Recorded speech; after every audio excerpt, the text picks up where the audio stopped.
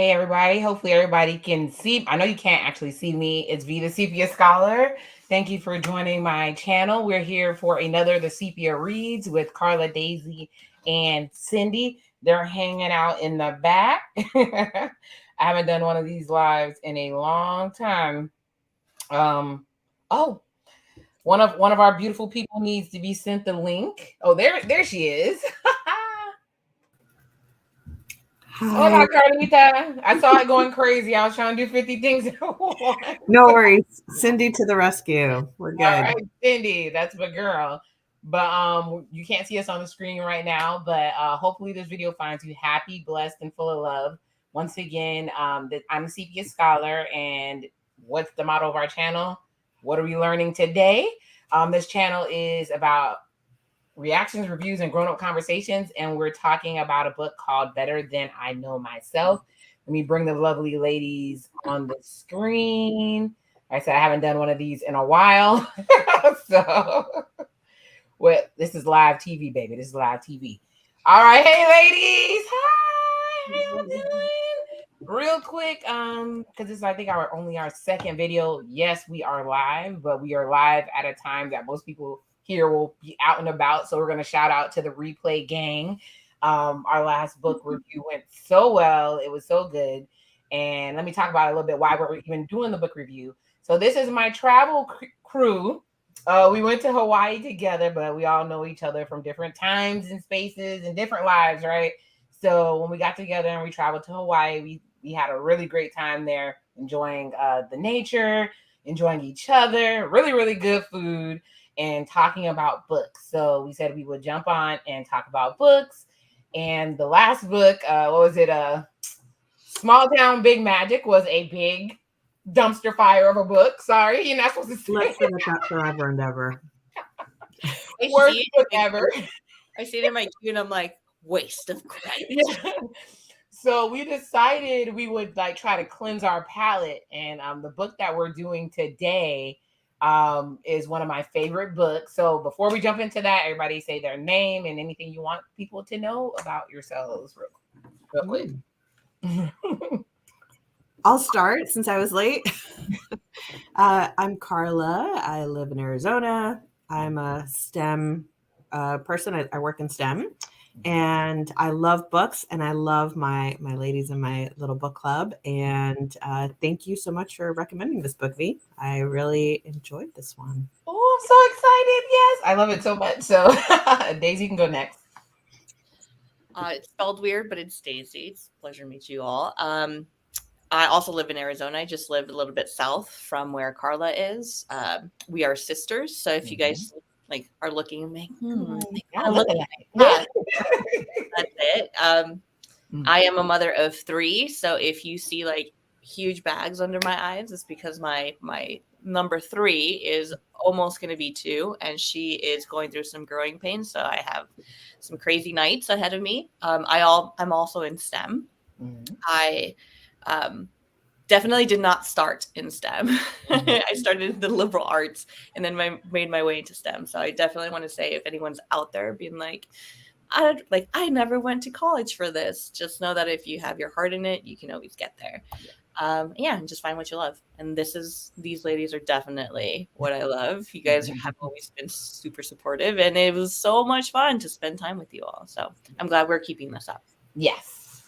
Cindy. You're muted. She's good now. Go ahead, Cindy. I think I can hear you. I think. Nope. Maybe it's the headphones. Yeah, you have to be careful. Sometimes the headphones get double mute. So there's like a mute on the headphones, and then there's mute. No, still can't hear you. But she woke up like this. Pretty. Yeah, she did. Yeah. You might have to take the You might have to take the headphones out. I don't know. Look at the settings. Maybe the audio settings might be defaulted to something other than the actual headphones. STEM to the rescue. Yes. And don't mind, this is how live television goes. You know, we're providing good free content for the YouTube street. So they'll be patient. They'll be okay. I guess while Cindy's doing that, I'm STEM as well. You guys are gonna laugh. So when I made that, I heard something. Is that you, Cindy? Oh, okay. I got excited. Yeah, so when I went to Jamaica, I met a bunch of STEM people. It was really, really crazy. Lots of STEM ladies because I went to a wedding of a girl that I worked with. Wedding was amazing. It was a very crazy adventure. I was only in Jamaica for like 3 days, and it was a wild ride. But yes, met lovely STEM girls. I'm gonna shout out Leticia. Hi, Leticia. I'm gonna send this to her. But yeah, she's an electrical engineer. The young lady, Bonnie, whose wedding we went to, she's an electrical engineer. So we STEM girls are taking over, baby. We're living life. We're living life. And so I had a good time there. So let me go ahead and Cindy, while you're work, can you speak or no? You might have to take the headphones out. Let's see. We want your input. Now unmute yourself. Can you hear me? Yes, it's the headphones. So we're God. trying not to be oh my Sorry, gosh. guys. I wanted to not You were wake looking up all the children, professional. but they will be woken It's because why not? Yeah. But go ahead and say a little bit about yourself, and then we'll jump into the book because you were the fastest reader of the book, so you've been holding this in for a while. Hi, yeah. So I'm Cindy. I'm also in STEM. I'm an engineer. I work for one of the local utilities here in Phoenix. I have 2 kids. One who is going to be starting high school in July. Mhm. He's old. I'm just gonna say that, like right now, like he's old. Not. I'm forever 27. He's becoming Yeah, an they old get old, you don't. and I have a little one who woke up a little while ago. She's over in the other room watching Bluey. Yeah, So. even if she makes an appearance, that wouldn't be the first time on this show. So we're kid friendly here. So welcome, ladies. Let's jump into the book because I know taking up your time, people have places to be. So I'm actually in the middle of a hair transformation. You can't tell, but I'm gonna come back with totally different hair tomorrow. So that's what I've been working on all night. So let's talk about Better Than I Know Myself, and we're gonna give a summary. But since this book is set in the 80s, before we started, I wanted to hit us with a little bit of, a little gift that, or GIF, however you want to pronounce it, to show that we're gonna get started, baby. It's gonna be 80s. It's gonna be 80s all up and through. If you don't recognize that, that's from one of my favorite movies. What is it? Breaking Electric Boogaloo. If you've never seen it, it's the corniest movie ever, but I love it. The music, I love everything about it, and that's one of their dance battles. So I thoroughly enjoy it. But the book is Better Than I Know Myself. So let me read the summary, and so people aren't completely lost. So this book actually came out in 2004. I'm trying to remember when I got a hold, and you guys think that that's almost 20 years ago, and the book still feels fresh. I don't know why. Maybe because it's a period piece. I don't know. But Jewel is Hollywood as a Jewel is Hollywood. Jewel is Hollywood as the teenage star of the TV show Daddy's Girl. Her face, well, let's start from the beginning. I didn't want to read this part. Okay. The beloved #1 Essence bestselling authors of Trying to Sleep in the Bed You Made now deliver a novel in which you'll meet the most unforgettable characters yet. Carmen, Jewel, and Regina could not be more different. When they meet as freshmen at Columbia University, they're pretty confident that a friendship among them isn't in the cards. Jewel is Hollywood as a teenage star of TV show Daddy's Girl. Her face is instantly recognizable all across America. Now, though, she wants 2 things: to get a serious education and to leave her controlling stage mother behind. Regina is definitive upper middle class African American girl. Her picture perfect parents are what she calls a Black Ward and June Cleaver, and their goals are for her are like a stranglehold. No one can see, though, how far Regina's rebellious side will take her or how treacherous it will become. Carmen is just trying to get by, a child of the projects whose father is dead and whose mother has vanished. Carmen has been raised by her abusive brother. Columbia is the way to get her to a better life if she can hold down 2 jobs and keep her GPA up. I promise y'all I can read. I probably just can't see. Okay. When the 3 of them meet, their lives are at a crossroad and the years progress from 1980s to the present day. They are challenged by drug addiction, fame, secrets from the past, sickness, betrayal, and the darkest things women can face. One of them won't survive. But what will be the lasting legacy of their friendship? Better Than I Know Myself is a novel of heartache, triumph, tears, and unshakable bonds among women. Woo, that was a lot. I think the hour's over. That was a lot. So before I speak on this book, for me, as a Black woman, the quintessential Friends movie is this. Waiting to Exhale is the quintessential Friends movie for me. Even though they think it's a man-hating movie, when you actually pay attention to it, there's a lot of female bonding, supporting each other through life. And so I thought, and I love Terry McMillan, a big fan of her books.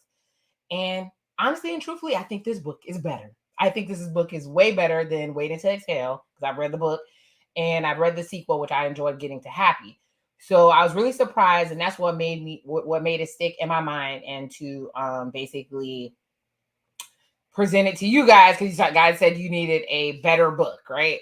So let's we talked about the plot. We talked about what the plot was, but we can get a little bit deeper. And I had a fun time trying to find people who remind me of who are in the book. So when I read the book, as most people who read books do, I put people in my life as the characters. I'm going to tell you who I have as a character. You guys are going to think it's so weird. But Carmen is this girl I went to middle school with, who literally matches the exact description of the girl that I went to school with. So when we read about Carmen, that's who I see.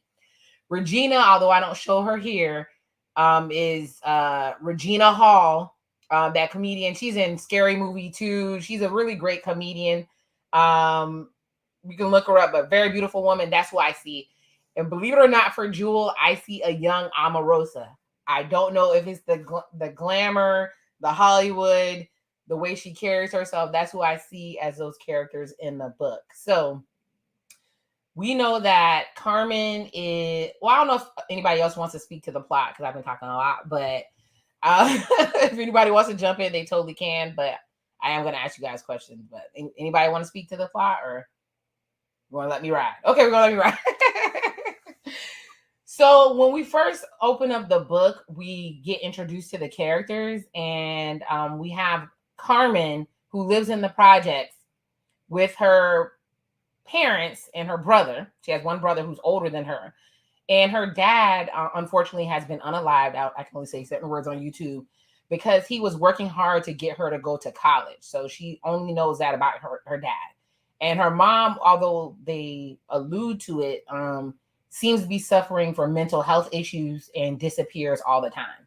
So she's basically left to fend for herself with her and her brother, who is, oof. Let me tell you guys are going to laugh, but whenever I think of her brother, I see this. Her brother Z. Like,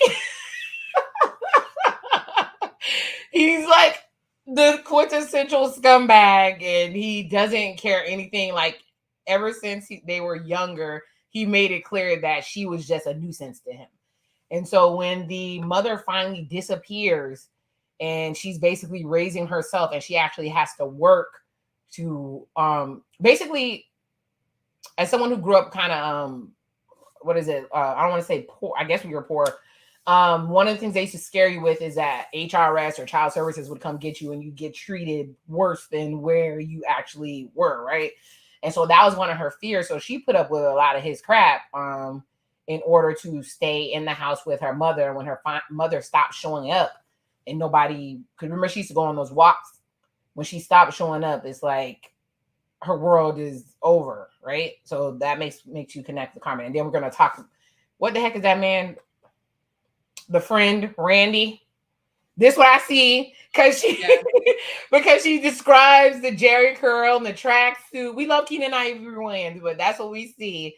It's like the description in this book is what I strive to have as an author. I've been told I'm a master of description, and this book speaks to me because of that.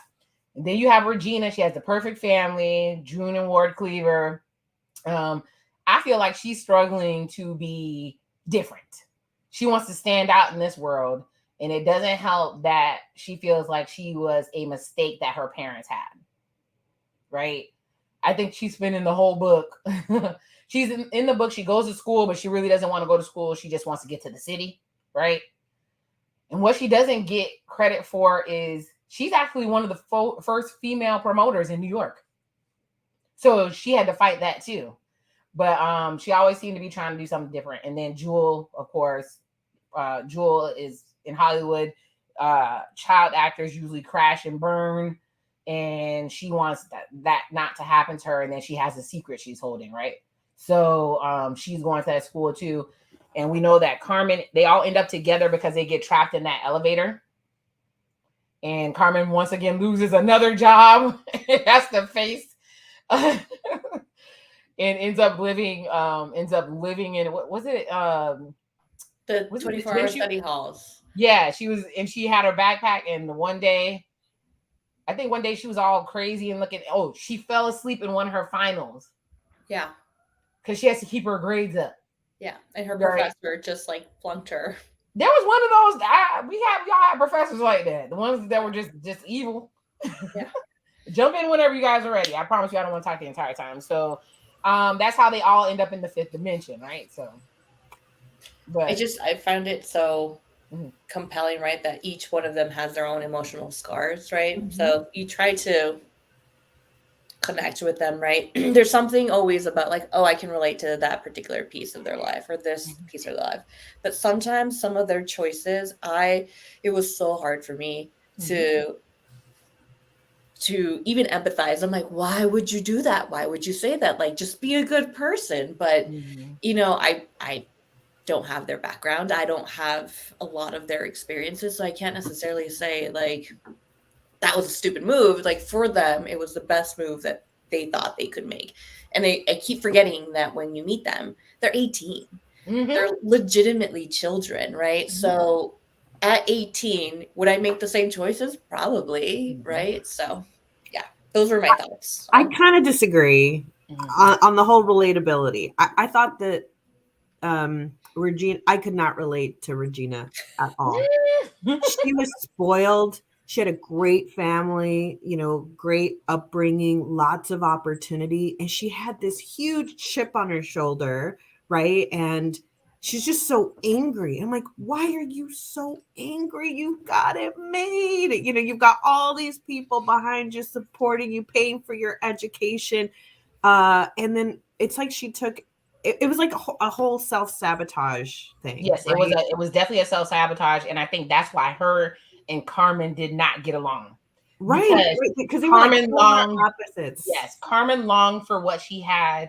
Regina took what she had for granted. Right? Exactly. And it was all because she overheard see, parents don't realize kids listen to everything. Yeah. So I level with my kids. My kids, Karla used to make fun of me. I don't talk to my kids like they're kids. I level with them like adults. I took that to heart. Okay. Yes. I still have arguments with my spouse because he talks about himself in the third person. They're 6 and 8. Like, you wouldn't talk to a single adult that way. Why are you talking to children? And it drives me crazy when I hear it. Anyway, but no, I learned that from you. Mm-hmm. It's okay to tell your kids you're having a bad day. They see it. Yep. They live with you. Yeah, they see it. They think you're mad at them. Mm-hmm. Right. Another thing, just a side note that I stopped doing was when you have a bad day at work and you're complaining or whatever, you also have to let them know that you love what you do.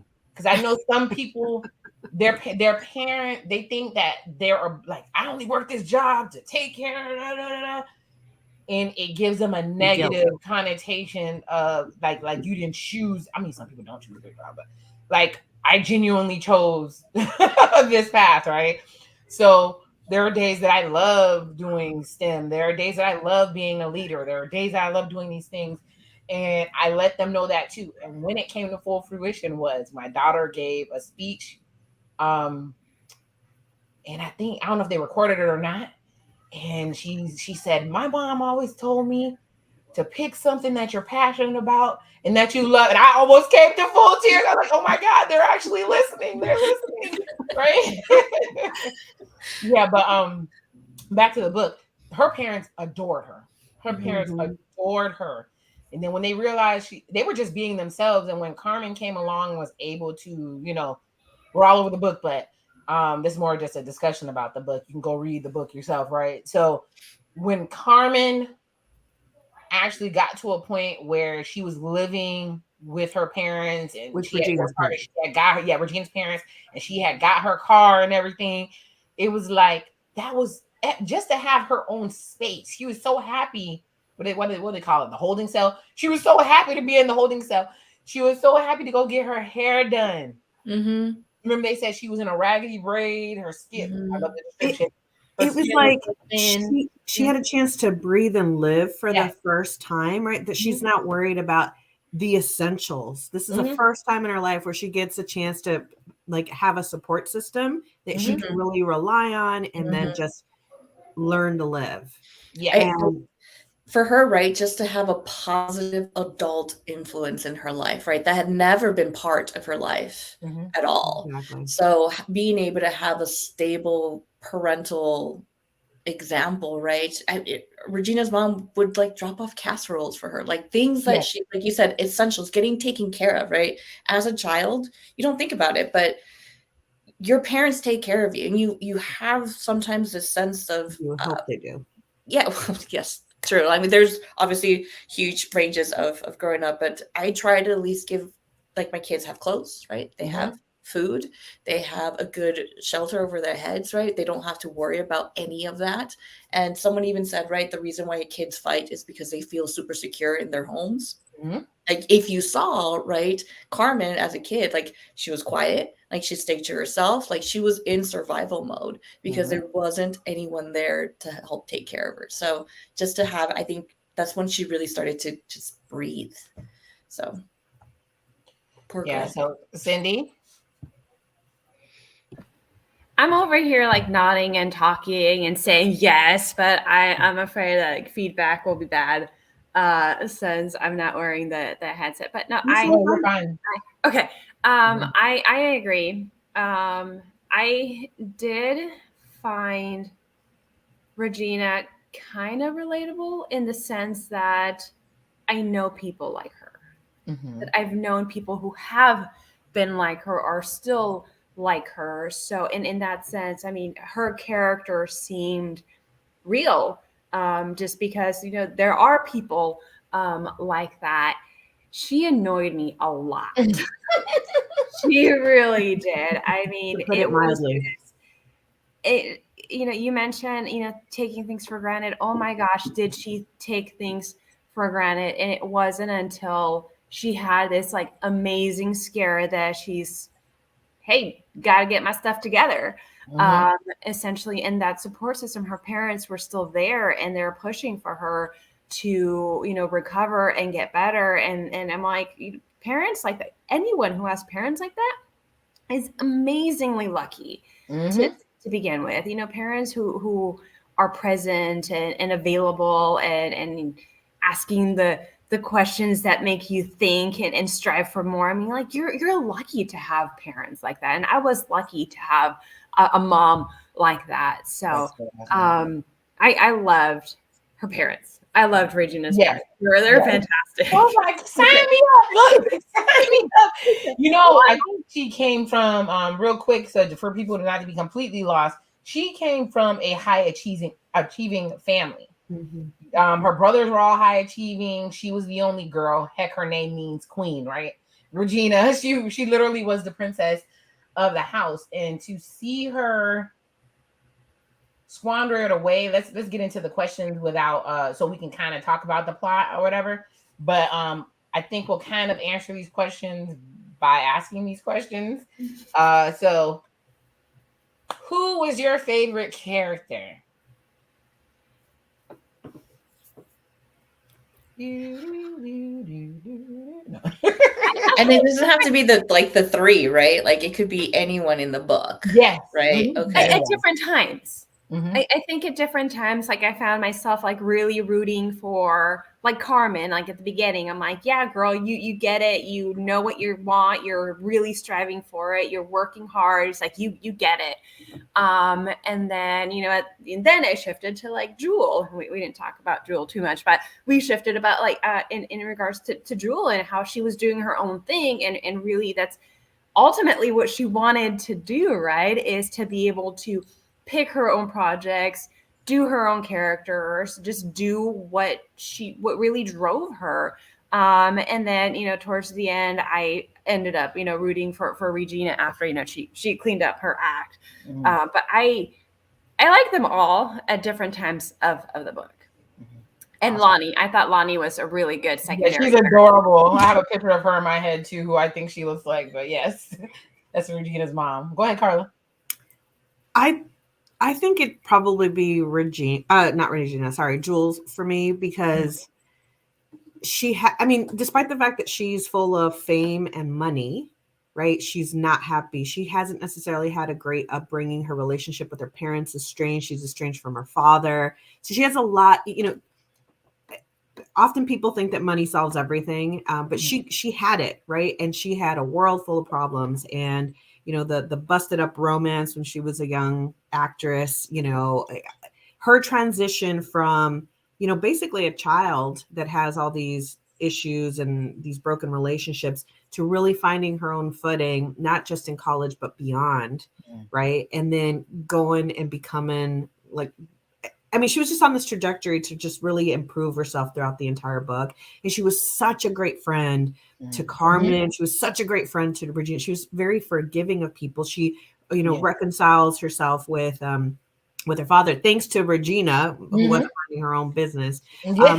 And you know, even though I really rooted for Carmen and I found that she, you know, she had the most to overcome, I think in a lot of ways, Carmen just didn't live, you know, it's just like, and so I didn't love her nearly as much. And so I guess it would be Jewel first and then Regina second. Obviously not the first part where she's going through her deal, but really that process that she went through, because there's a lot of people all over the world that struggle with addiction.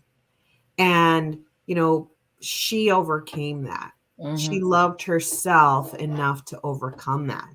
And we all know people that, you know, that can't, you know, they will struggle with addiction for the rest of their lives.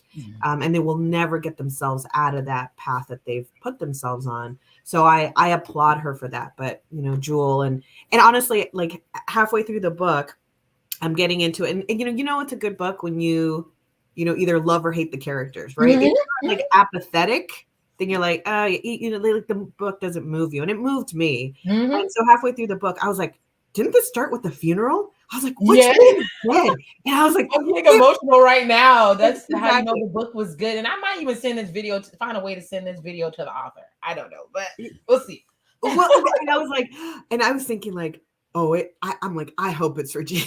Regina deserves to die. And then I was like, what if it's the other two? What if it's the other two? You know. So anyway, no, I was like, and like it really hit me halfway through the book, and I was like, who's it gonna be? And I had like all this anxiety about who it would be, and I was so sad to find out who it was. I'm still debating if we should reveal who it is because reasons. We probably shouldn't reveal who it is.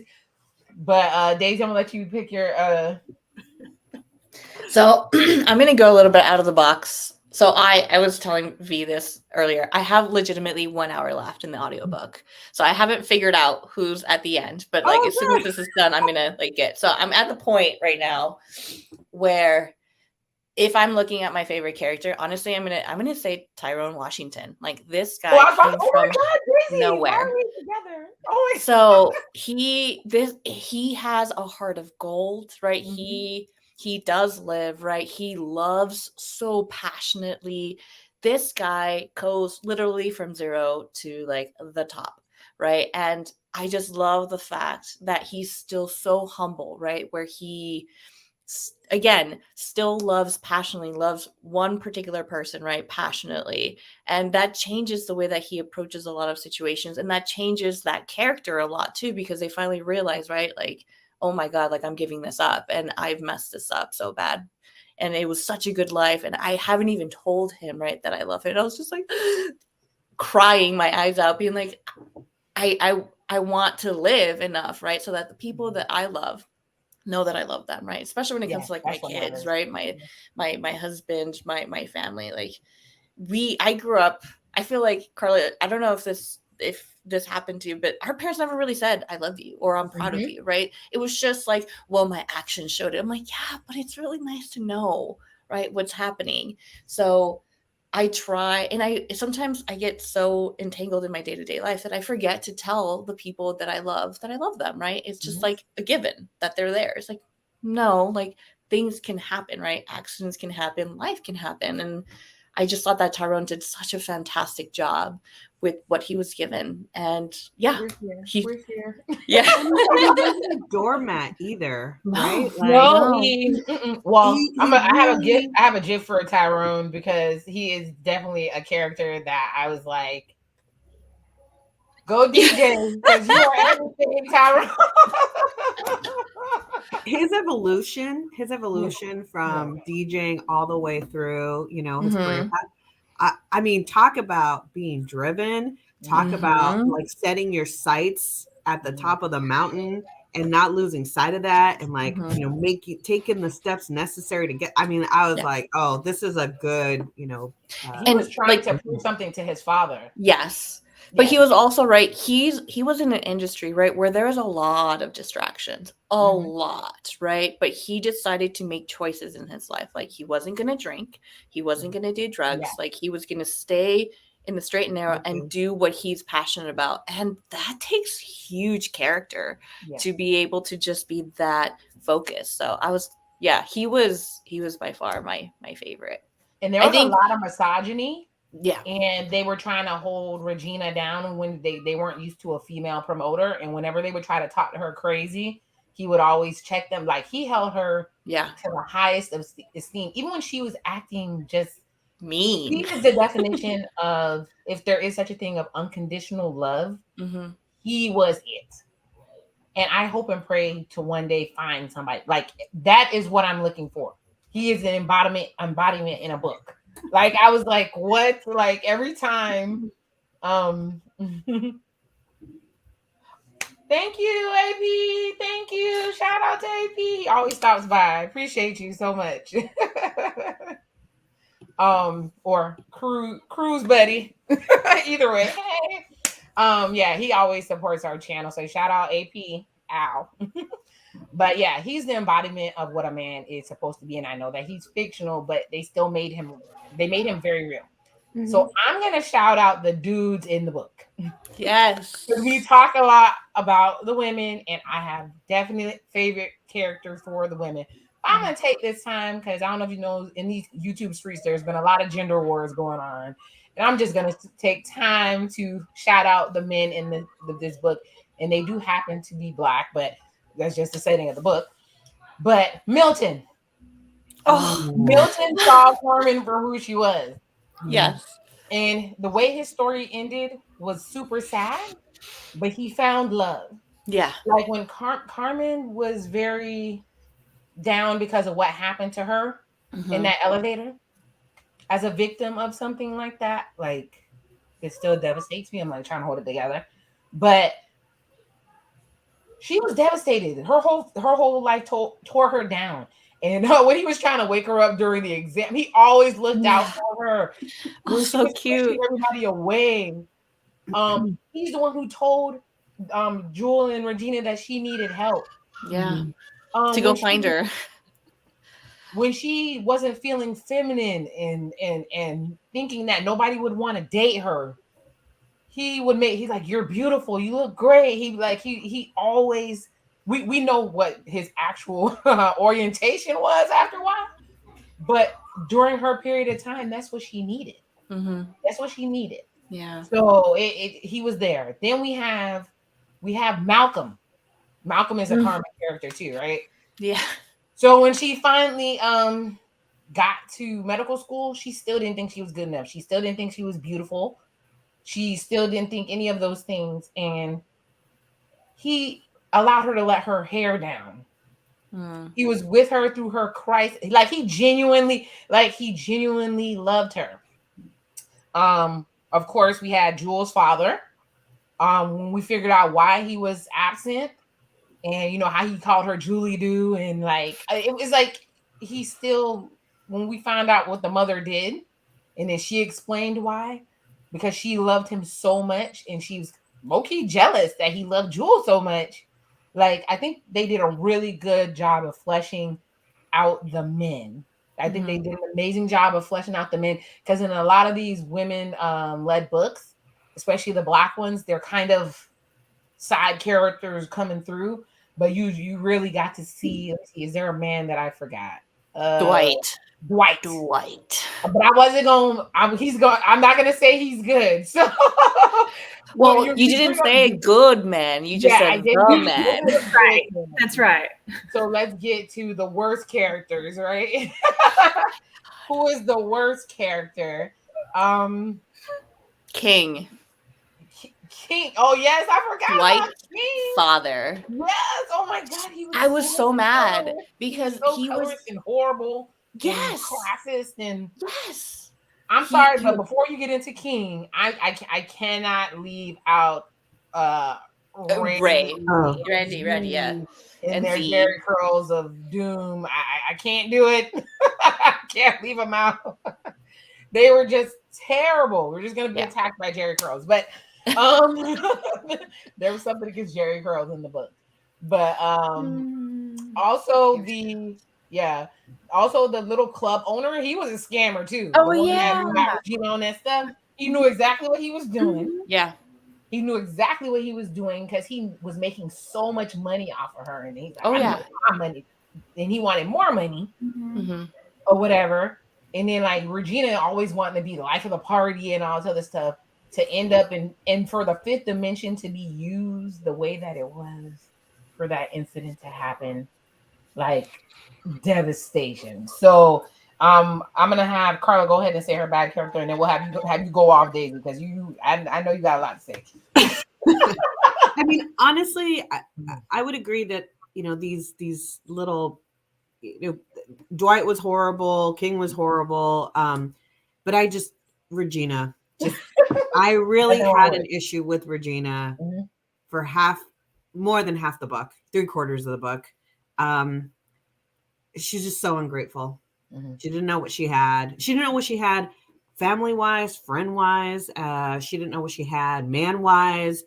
Talk about being blind to everything good in your life. And I think this kind of goes back to like, I hate to put this in kind of like a very black and white sort of way, but I think people are either intrinsically positive people or intrinsically negative people.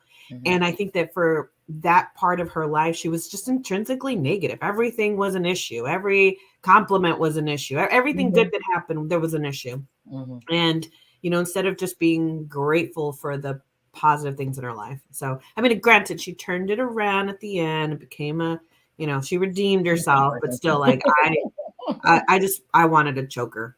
I was like, why are you in this book? And honestly, like, had it been up to Regina, they would not have befriended Carmen. It was she didn't want to. Yeah, she was like, why are we including this person? She just does not fit into my idea of, glamour and whatever, this idea of her moving to the city. So, yeah, I did not like her.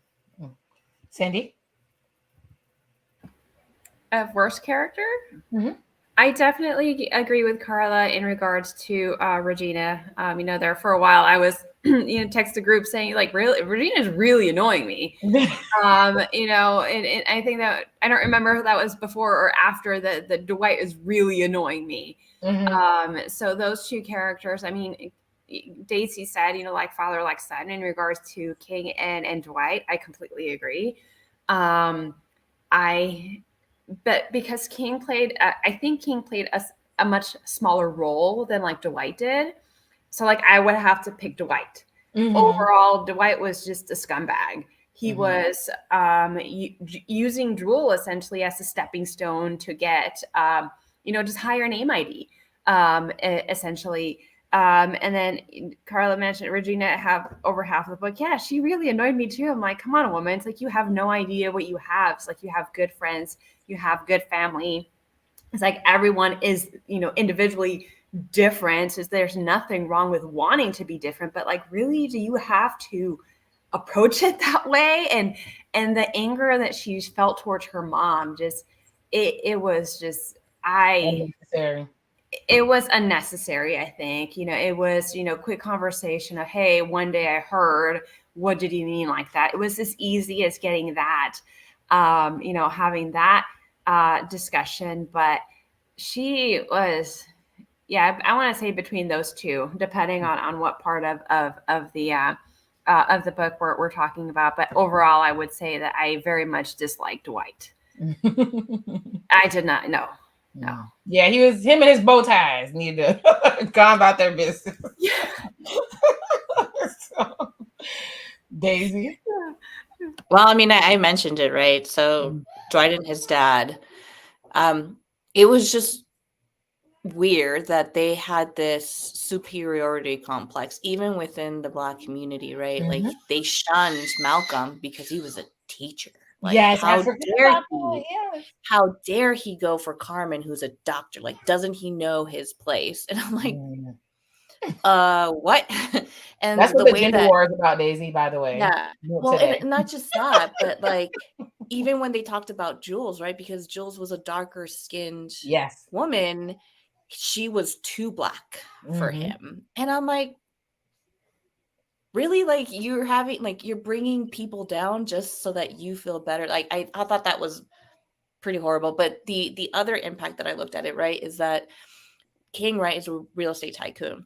When he takes over buildings, right, he just lets them he owned like no longer did anything, right? And so you see the degradation of all of his properties, but it's almost like he's doing it on purpose so that they have something to talk about, right? About the platform, about getting better community and everything, right? They're almost using that as their platform. And I'm like, you're impacting not just like the main characters, you're impacting the whole city of just being horrible people. Like there was no redeeming quality. Regina at least had her come to Jesus moment and started becoming better. Well, those two, I'm pretty sure they just kept going. Like I was gonna say, do you think Dwight loved her? No. Oh God, no.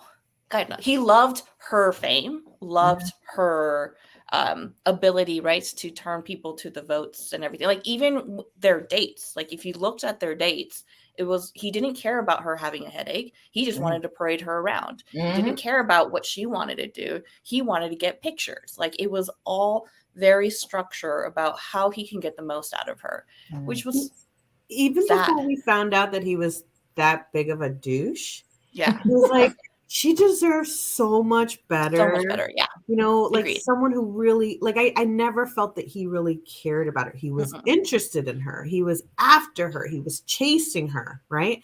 But at no step of their relationship was I like, aw, like, he really cared. No, I never got that. And it was just like almost always about painting this picture of who they were going to be together. And like, the power couple. Yeah, exactly. And that was really disturbing to me. Yeah. Like she was willing to change herself for him, but he wasn't willing to do the same. Like even when they looked about, right, when he looked to propose to her, right, they were going to go away, but he didn't want to fly. They had to drive. He wanted to stay at a particular hotel. He wanted to meet his people. He wanted to do his thing. Yes. He never compromised for her. And I think that's not a partnership, right? Or a relationship. Like you have to be the give and take. And it was all about him. Always. So in a way, it was more of a mental abuse and psychological abuse for her, of almost making her feel like, well, you're good enough to be with me, instead of, hey, you make me a better person. Like none of that happened. So he made him he made her feel low value at all times. Yeah.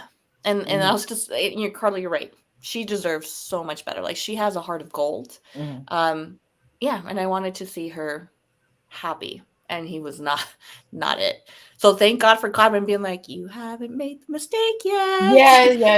It's like, you haven't done it. Yeah, they used to talk each other out of crazy things. The only person they were wrong about was Ty Washington, right? Because they weren't. Yeah. They didn't realize Regina was the problem. Even the parents figured out that she was the problem when she took him home. And he wanted them to hate him so that she would like him, and they actually liked him. And he was acting like he had sense, and she hated that. Well, and I mean, I think that they were all kind of on this trajectory, right? Like they're going through college, they're going to get some sort of degree, they're going to get a job, they're going to progress, right? Like that's and Ty was not on that path whatsoever. Yeah. Mm-hmm. But he was on we didn't know. I mean, it could have gone that the authors could have totally made him done a turn there, and he would have ended up on, alcohol and drugs and whatever. Yeah. But he was on this path to success as well. And I mean, ultimately, isn't that what we want for ourselves and for the people that we love? We want people that will put the same kind of love and effort into the things that they do. So that, because when we're talking about the fact that we all got together in Hawaii, right? Mm-hmm. We're all STEM. STEM leads to good employment.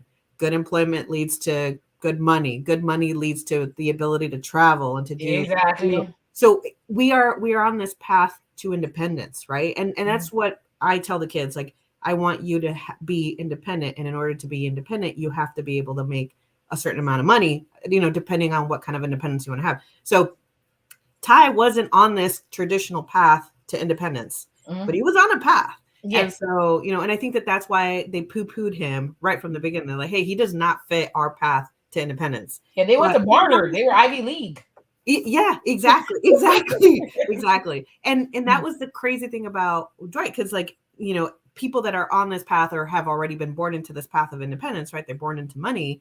That does not also make you a good person, right? He was not on a good path of good mental health, good well-being, good emotional health, etc. So you got to be compatible, I think, on a lot of levels. And yeah. They didn't see it until they saw it, right? Right. Exactly. The worst character I know people are gonna get mad. There's a couple people that people are gonna be like, what the hell? Low-key, Billy Christensen was suspect. The R. Kelly of it all. I'm sorry. Don't the R. Kelly of it all. He was 20, right? He was 20 and he's hooking up with a 15-year-old. Yes, I had issues with that. Yeah. In the book, so many issues. Seducing him, that was a little bit. Look, that was a little bit. I don't know. I mean, he ultimately and he didn't contact her. Yeah, didn't contact her for her. Yeah, buddy. Sure. Yeah.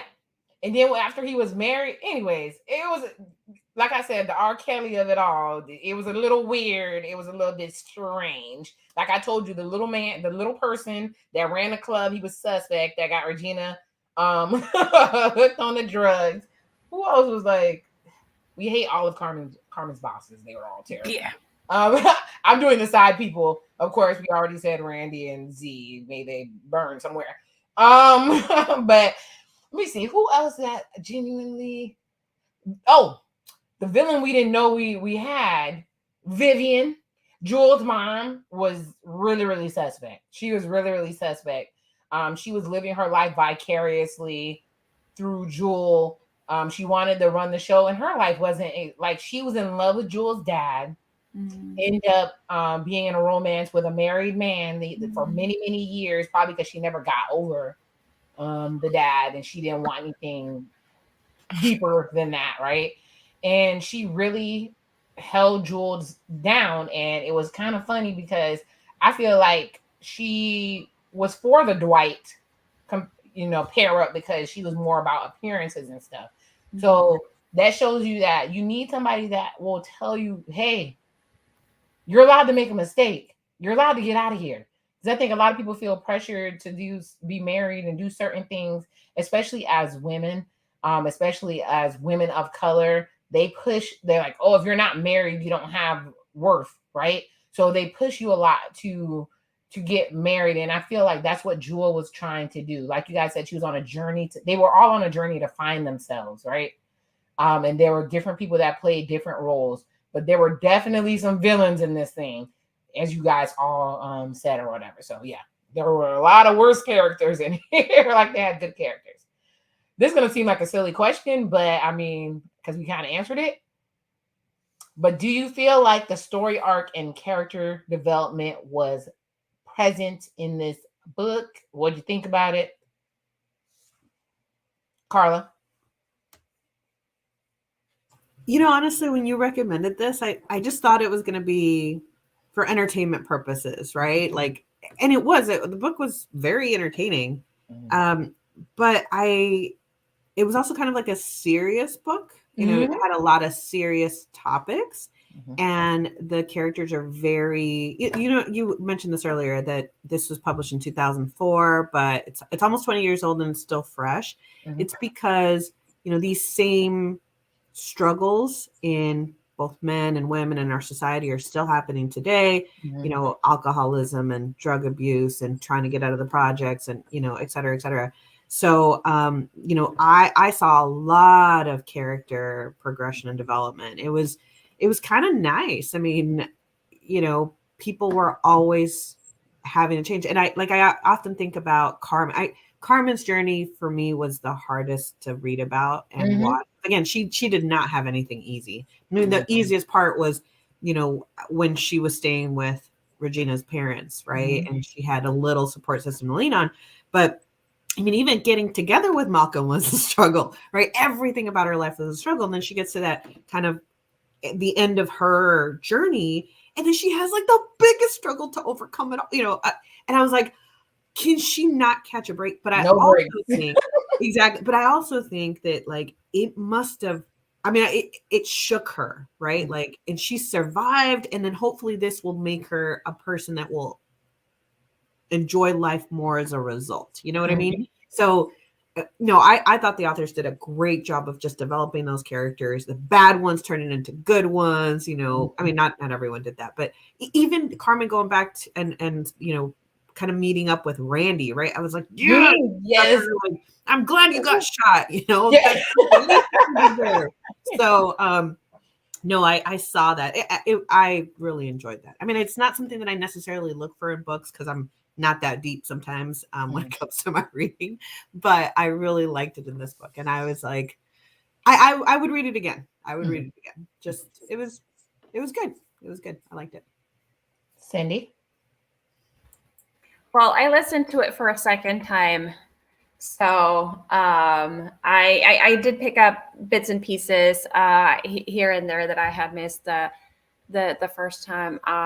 I think this book definitely did have a lot of character development from the beginning to the end, and all of the characters. And I'm the one that sticks out to me the most is Regina, and the fact that she was just spoiled brat to begin with, and having just listening or reading, seeing how she went from being this person who was essentially entitled, like she everything was about her and everybody had to like her, to how the book ended, where she was significantly more grounded and she was more appreciative, and she realized that her friends had put up with a lot of crap throughout the years.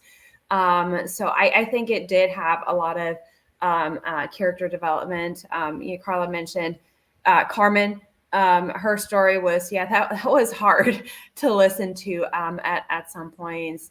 But there were also bits and pieces of the book that I giggled a little bit because, there were appropriate, I guess, not jokes, but like mischievous or, comments that you're like, hey, yeah, okay, that's actually kind of funny. So I think it was good. Definitely a good palate cleanser from the previous. From the foolery we read before. Yeah. Oh, and I listened to it twice too, and I'm like, okay, I'm going to do this, and then I'm like, okay, well, what do I do now? It's like, okay, fill my time, and then I think Karla texted me. She's saying, where did you get it? I'm like, oh, on this place, and then I'm like, okay, it's 2 weeks. She's probably done with it. I'm going to listen to it again. Yeah. I've listened to this many times, to be honest with you. It's almost like a movie that you watched and you just can't get enough of. But Deysi, go ahead. You were talking about their antics. Last night I was trying to get through the book, and I was trying really hard not to wake up my husband because I got to the point where they're trying to cook spaghetti. I forgot about that. And they talk about filling up the water, putting in the pasta, and then getting it, be like, the 7 minutes are up or the 8 minutes are up, and they're like, it's still super like watery, like why is it? And so instead of draining it like you should, she just starts adding more stuff in it, and then ketchup, and then like flour. I was dying, and I thought that was like really good, just human interactions, right? Like you can read a recipe 30 times and then you're doing it and you're like, I have an extra ingredient. How do I have an extra ingredient? And then you go back and you're like, oh man, yeah. But it's just very human piece. But I do agree, right? Huge character development throughout the whole thing. Would I read this again? I would say no. But that's because I read to escape the anxieties and the pressures of my life. And this was just adding tons and tons of it. I actually had, I think I read from the time that you guys finished this, right? I think I read like 10 to 12 books in between that were like happy-go-lucky, because I was just like, this is too much. Like this is like hitting heartstrings, right? Like we super real. I couldn't do it because like I read books to escape sometimes the pressures that are on you, right? As STEM, sometimes you have these crazy work environments, crazy deadlines, all these anxieties coming from all these different risks in your life, and then you get home and you're kind of doing the same thing. Like, yeah. So like my husband is in a place, right, where he's a first responder. He does tons of decisions every day in his work. Does he want to make a decision when he's home? Hell no. So apart from the decisions that he doesn't want to make, I have to make them. So it comes to the point where even something like, what do you want for dinner? I don't know. Anything is fine. Okay, we're going to have chicken. That doesn't really sound good. I'm like, then don't say anything. Like there's all these, again, stresses and anxiety that by the end of the day, I just want to put on a book and just have something happy, something that I can just like close my eyes and just totally be okay with. So with that, it was just, I was crying most of the time. I was like even shaking at some point, being like, oh my God, is this going to be okay? Like what's happening? Like, you're right, Karla. The anxiety that I had for trying to finish this book was so intense. And again, that I had to take breaks, but character development, absolutely. Right. They took 3 fantastic characters from young women, young adults, right, to the women that they're going to become in different paths, right? They go through their roadblocks. And honestly, you said, right, it was about them getting to know each other or getting to know who they are. And that's what life is, right? Every single day, I'm trying to figure out who I am in this situation or that situation. So I don't think it's out of the norm, right? It's everyday life that if I was presented with this situation, how would I handle it? If I was presented with this situation, how would I handle it? Right. So yeah, it was fantastic to see the growth of these characters, to see how they are taking new challenges, how they are learning from them, making their mistakes, right? Not everyone is perfect. Mistakes will be made, and then just how they roll with it. So it was really good to see that development. Again, would I read it again? No, but that's not because it's not a bad good. It's because it was such a good book. It made me feel too much, overwhelmingly much. But I thought that there were enough good parts that it wasn't like just hours upon hours of anxiety. Like there, it transitioned. My husband's watching a show now. It's a new one on Netflix called Beef. Oh, yeah, I started watching that. And I watched the first episode and I was anxious the entire. Yes. And I was like, I can't do this. This is way too much like real life. And I was just like, I can't relate to these people, these characters. And this looks like real life to me. And I was like, I cannot do 10 more hours of this. Like, and I was like, I'm out. I'm out. Yeah. So I keep flashing Let's Get Real because I think you guys are all giving perfect descriptions. This was very human. It was very human. It was very honest. And I think maybe because it is 20 years old, I hear complaints that our current situation with creativity and shows that are being put out they're not giving us, they're dumbing it down. They're dumbing it down for us. And I believe that this story was so complex. Well, it's obvious that two people wrote this together, and it's about their group. I'm thinking that it is a composite. These are composite characters because when they do the dedication in the beginning, they name off so many girls that they were with in college and gave them shout outs and everything. So I believe it's a composite work pretty much of the people that they interacted with throughout their college career. And we as women, we don't get to express ourselves in creative ways where we can totally be real a lot of times. Because when you're real, sometimes they're saying you're not being feminine. You're basically, femininity is one thing, but being a woman is another, right? So there are parts of being a woman that's ugly. It's not pretty all the time. It's not always frilly. We make bad decisions. We're brats. We pick wrong partners. We do all types of stuff, and it has us land where we're gonna be. And I feel like this was kind of a love letter to young women, so that when you get to a certain point in your life, you're supposed to bring the other generation along, right? And you give them input, you give them advice. They don't have to listen to it. But I feel a lot of times people are so embarrassed about what mistakes they made that they don't pass along vital information that could help another young girl. If you think about it, this is set in the 70s and 80s. I'm born 1980, yeah. Mm-hmm. So I wouldn't even have a frame of reference of any of it. But the themes were so universal that I learned from this book, right? So real quick, I guess we can say, is there anything you didn't like about the book? I love the book, so I don't really have anything to say. But we want to give constructive too, that you maybe some feedback, because I may even send this to the author. I usually don't do this, but this book is old enough that I think they'd be open to seeing it. You know, anything you didn't like, Cindy first? I'm gonna have to think on that one a little bit more. I think it was very well written, especially by like two women, working together to make it a very cohesive and relatable story. I think they did a really, really good job. No, I can't think of anything of, what they could have done better other than, maybe a happier ending for Milton, but I think that needed to happen for Carmen's, evolution. I think that really needed to happen for her.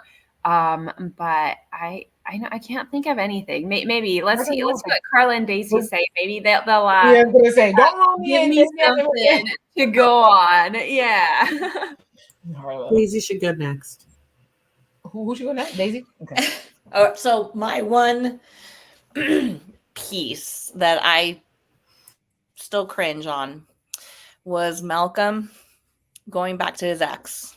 Oh, to figure himself out before he decided that Carmen was good enough for him, right? Like, I have to know, like, I will always know. I'm like, if that didn't work out the first time, buddy, it's not gonna work out the next time. But men have to do that, so it's crap. I know. Not just men. It's a human thing. I know. I know. It's very human.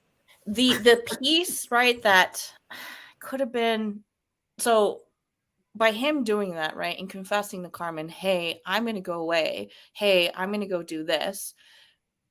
He gave her hope to then strip it away and almost made her feel like she wasn't good enough for him, which then brought her down more, right? And it took, it was like a year or so before Milton, right?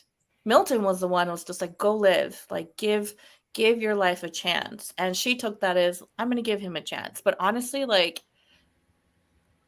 what? Like, it could have been so much easier, right, for him to not even confess and just being like, hey, I don't think this is going to work out. Like, I have something else that I need to take care of, blah, blah, blah, right? Almost not give her the, I'm going to go back to my ex because it kind of worked and then it didn't work, but I really want to see where that goes. Like, it was too honest. Like, I rather say, do women want honesty or not? We're going to go on never mind. For that particular piece, I would have said ignorance is bliss, right? Yeah. And then if he would have come back and just been like, look, I had this thing that I had to take care of, X, Y, and Z within about a week. I just needed to find myself.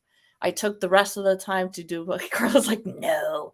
But on like I would have been like, okay, well, you go find someone else. Like I would have not been Carmen. I would have not given him another chance. But again, that's the story. But I would have just been like, oh, well, since you chose her over me because you thought, you loved her, you can go find yourself someone else. Like I love that and about Carla has known this from me from the beginning. Like I have not She's very turned ruthless back. about this. I Yeah, am. She's done. And She's done. She does not it's mess around logical with for that me kid. for some reason. There It's you just go, like, Tim. again, if I did not find you to be my companion for my life and we broke up, it's because there was something that just, it wasn't going to work for us. And just keep going down the line. Now, mind you, there's a ton of people out there and they're very different, but that was my experience with it. I would have not given Malcolm another chance in that. But they went on one date, basically, right? Like they went on one date. But he knew that he was going to get back. History, and he didn't have closure. And he went and he explored it. And I appreciated the honesty, because that way she has all the facts and then she can make the best decision for herself. He is not responsible for her, feeling down and feeling like she's not worth it or whatever. He's not responsible for that. He's responsible for the honesty. And he respected her enough to give her the information so that she could make the right choice for herself. That's what so I disagree. So I had to lighten it up for Deysi, I see both sides of the argument. Yeah, both sides are cool. Both sides of the argument. So I'm kind of with Karla in the sense that, it was one date. Now, granted, if like they had gone on like 10 dates, probably it's like, hey, I gotta go dating for a year, and then he's like, I'm gonna go pick up my ex. I do think that he Karla mentioned, it's like, he respected her enough to be upfront. That's something I appreciate. It's like, I want people to be upfront with me, to respect me enough to tell me the truth and not, to go around it at all. So, but I see both sides of the argument. Yeah. This dating and love thing is crazy. We don't know. Real quick before we go ahead. Oh, no. I just wanted to add that, like, I wouldn't have changed anything in the book, but it would have been nice. Now the book's 20 years old, and they did a little like Jules' daughter, right? That they met with her later. But like, I would have liked to see, well, if the book is, having a resurgence or whatever. What? No. What am I? No, don't spoil the other part, but go ahead. Oh, no. So anyway, I would have liked to see or I would love to have more added to the book, like a 10-year update or a 20-year update, like on the anniversary of the books publishing, like they're, the authors come back and just like, where are they now? Like I would love to see that, like a continuation. Like a second epilogue. A second epilogue. I think that would be, I think that would be good, because I was, towards the end of the book, I'm like, okay, well, what happened after? Was there was some kind of closure, but not like all the way for me to say, yes, this was fantastic. So I think in a second epilogue or, a sequel to it, I think to talk about the rest of the evolution would have been really good.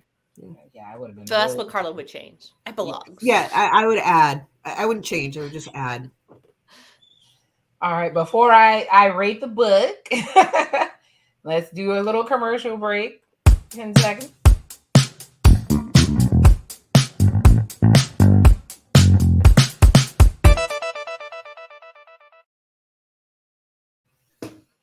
I started beatboxing. Chicken. No, I'm just. I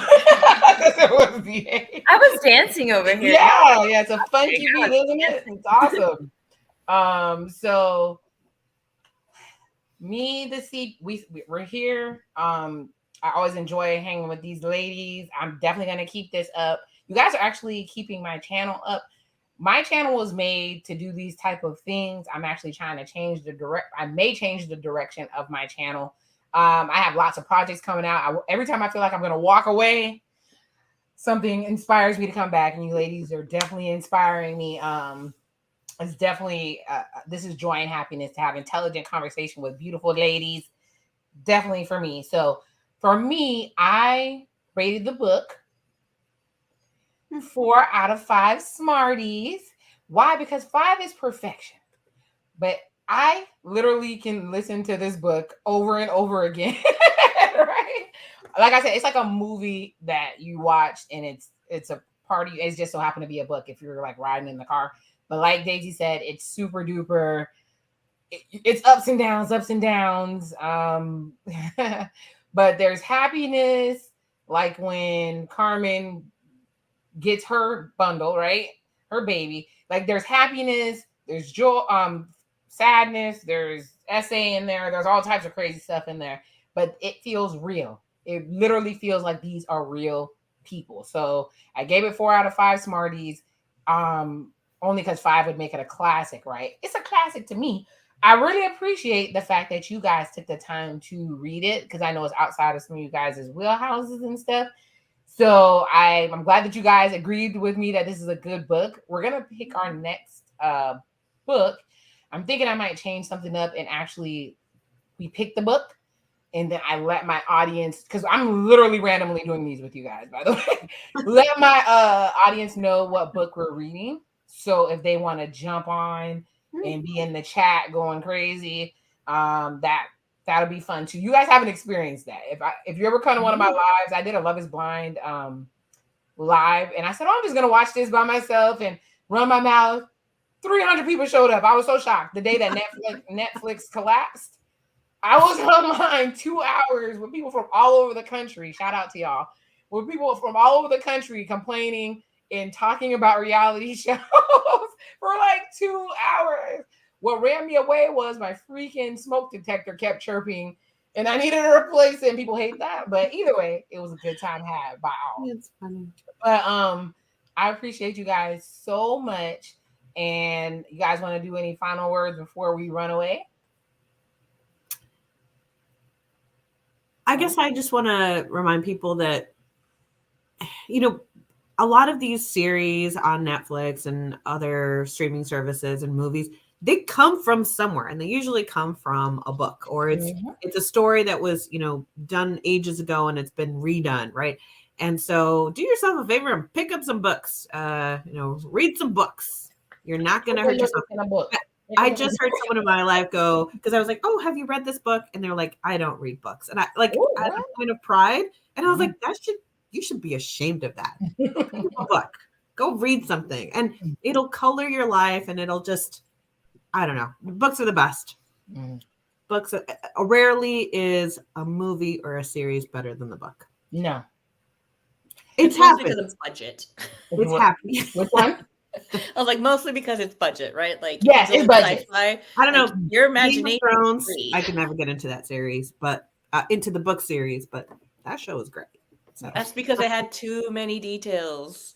You do not like details in No, books. I don't. Big picture gal, big picture. But anyway, no, I mean, Deysi and I, we go back and we've read so many books together, or she'll read something and recommend it. And Cindy too, for that matter. She's like, oh, you should pick up this. And so, and it brings you closer to your friends. So. Yes. My heart is full.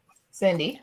Well, I really enjoyed this book, V. So thank you very much for recommending it. One thing that I've gotten into over the last couple of years is if I read a book, and by reading, I mean also listening, because I do a lot of audiobooks as well. Even though my husband says that I'm cheating, I'm like, no, dude, you don't understand. No. But one of the things that I've gone into over the last couple of years is if I read a book that I really enjoy, I'll buy a hard copy and I'll give it to my mother-in-law for Christmas. And I was telling her, because I just told her randomly, I'm like, yeah, it's like, hey, I think I found the book I'm going to get you for this Christmas. And it's like, I've been thinking about it a lot, and it's just like, it gets me mad. And it's such a good story. I think you really enjoy it. So I think this is probably the book that I would be getting for her, so that she could also, be part of reading the story. And then every now and then, like, we'll talk about some of the characters. Yes. I really enjoy this one. So thank you very much for recommending it. Yes, Cindy, your excitement made me excited. Like I read this before, but I'm like, oh, this is it. Let me refresh And you guys are reminding me of parts that I forgot about because I have listened to it several times, and I did start listening to it again today because I could not remember Milton's name to save my life. I don't know why it left my brain. I said, let me skip to this part and remember what this man's name is, but he was very important. But Deysi. I would say I'm very similar to Cindy, right? When I definitely do audiobooks because I think a good narrator makes the book come alive even more. And very similar to Cindy, if I really like it, I will buy a hard copy, but I will put it on my shelf because a lot of the books that I really like, I actually want to give to my kids. And the thing about young kids, right, if I just make them do audiobooks, they'll never really get the ability to read. So I have a bunch of like young adults and like some other books that I want to eventually give to my kids as they grow older, because my oldest right now is just 9. So he still has a couple of years before he's like at the young adult level, but he's getting there. And there's also things that I want to get to my daughter. And I know that she's only 2 years old, but the thing about it, right, is I want to make sure that she understands that making mistakes is okay. B, that she understands that being a female and a strong female is okay. Because it's a lot of the times, right, when you find someone that has fantastic leadership skills as a man, they're like, wow, he's a natural born leader. But as a girl, they say she's really bossy, right? So and it's the same skill set. So I want her to understand, right, that being strong doesn't mean that she is too ambitious. It just means that she is strong, that she knows who she is. And I want her to have that information. But I also want her to know that there's a ton of stuff out there, right? Like as kids, you don't really think about it, about all the situations, right? Like someone can kidnap you. Like your parents talk about it, but you really don't have that connection. So if my children ever like walk away from me, I'm just like, oh my God, like, please, like this is a giant store. I need to be able to see you because I want to make sure that I'm your mom for as long as I can be. So having this type of book, right, I think would really be adventurous for her at 18, right? She might not get the whole thing, but at least maybe she can start relating, hey, I'm about to go to college, or I'm about to take the steps into being an adult female. And then just seeing other people's journeys, right? Like you mentioned, even though it's like in the 80s, it's still very relatable now. There's still very human topics. And I think because it's human topics, it makes us kind of feel uncomfortable, but it doesn't mean that it's bad. It just means that we have to be okay with seeing real life situations in literally like, or even just like video, right? If you ever see a very human movie, you're like, at least I am. I'm just like, oh my God, I need to pause it. Like this is making me feel really uncomfortable. And then I have to like calm down and then play it again. But I will absolutely think that this is a fantastic book for me to have on my shelf for my future daughter. Well, not my future daughter, for when my daughter's old enough to be able to read it. And you know what? Even my sons, because I want them to understand the difference between how to treat a woman right and how to not to treat her like this is not acceptable behavior.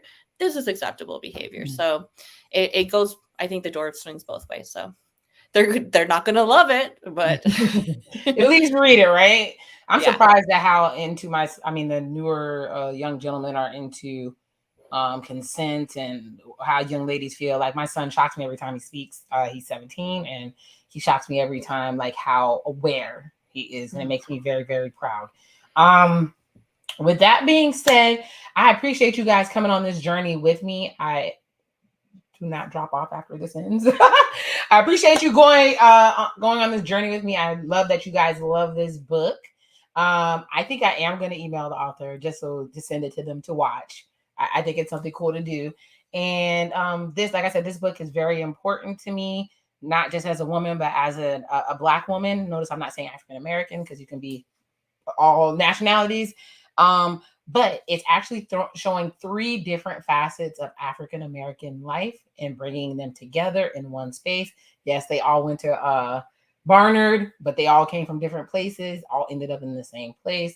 And that's inspirational for me. So, and I definitely will have there's lots of books that I would have my daughters read or movies I force them to watch. And they're kicking and screaming. And by the time we get to the end, that was amazing. I have like a movie day with my kids all the time. So, like I said, I love you guys so much, and I'm gonna do this because it's one of my favorite movies. I want us all to feel sexy like Gloria on Waiting to Exhale, right? You know, he might be looking at me. Yes, he is. But either way, We're going to walk off this live feeling sexy and happy and beautiful. And like I always say, love who loves you. May God bless you with everything that you need. And the Sepia Scholar and friends are out.